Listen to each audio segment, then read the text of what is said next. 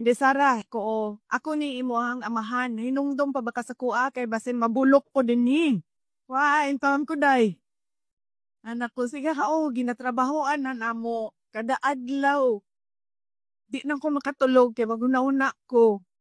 Unsaon ko ni kidnap dito sa Hague. Unya, nangutan ako sa iya ha. Doon na ba kay mga gibati? 80 anyos na ba yain taon to siya? Uy, sakit na yan tuhod, sakit na yan likod, mga nga anak, mga gibati sa mga senior citizen.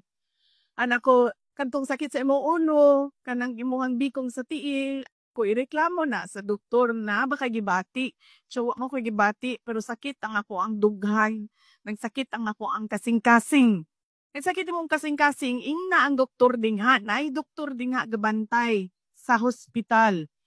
Ing na siya nga nagsakit imuhang dughan. Yan na siya, nagsakit akong dughan kay namawala ako ang mga girlfriend.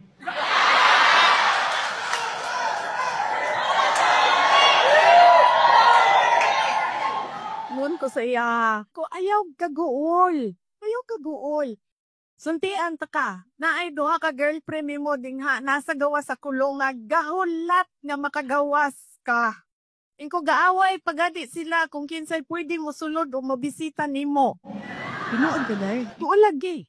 Naading ha. Ipamanlan pa nako. Naaskuan, naskuan. Nyaningon siya.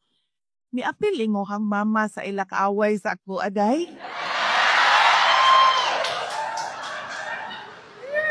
Ako ko saya. Ingon akong mama, tiguan na daw ka o chitaan niya sa daw ka. Di nga daw siya nimo.